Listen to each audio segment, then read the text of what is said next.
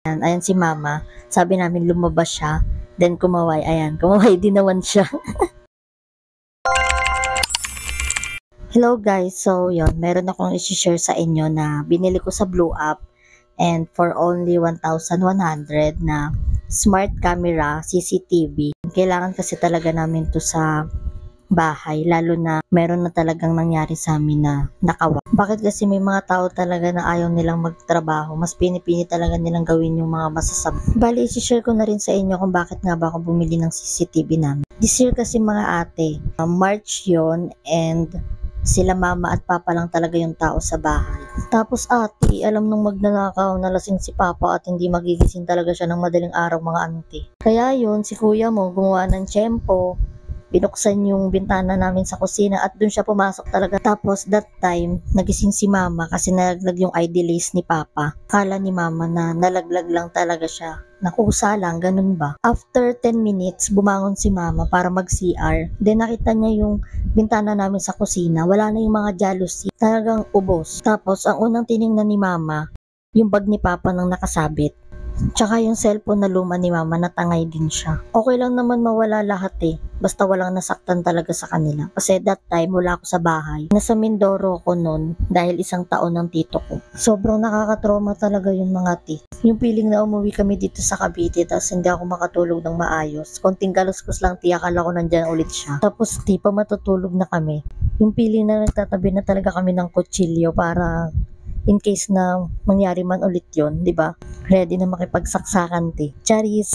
Kaya mas okay talaga ng may CCTV sa bahay para in case na mangyari ulit yon, di ba? Marireview natin kung sino talaga yung masasamang taong gumagawa ng ganun. Ayaw nilang magtrabaho ng patas, ang dami-daming trabaho dyan. Na yung feeling na hindi sila nakokonsensya na ipapakain nila sa pamilya nila yung mga ninanakaw lang. Bali dati kasi nung bagong lipat namin dito, minsan nakakalimutan ni Papang isarado yung pinto. Siguro maraming beses din nangyari yun dito sa amin. Pero walang nagtangkang pumasok sa bahay namin. Nung araw lang talaga nalasing si Papa. Yun, dun siguro siya nagkaroon ng chance para pumasok kasi alam niyang hindi magigising.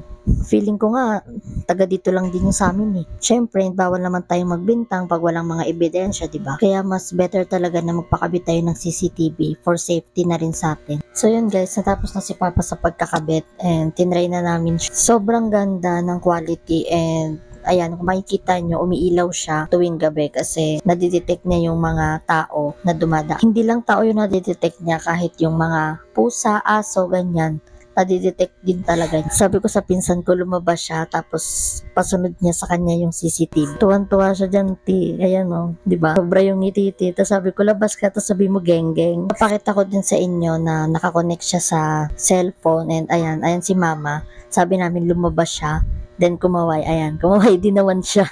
Tapos, ayun, pinalakad din namin siya kung susunod ba yung CCTV. Ayan, kung makikita niya sumusunod talaga siya, nadidetect na talaga yung mga dumadaan. Tsaka sobrang ganda niya talaga, just ang linaw. And meron siyang motion, meron din siyang voice. And basta marami siyang purpose kung anong gusto nyong gawin. Then marireview nyo din siya. And syempre guys, meron din siyang SD card and 64 gig yung kasama ng CCTV namin. So hanggang dito na lang. Bye!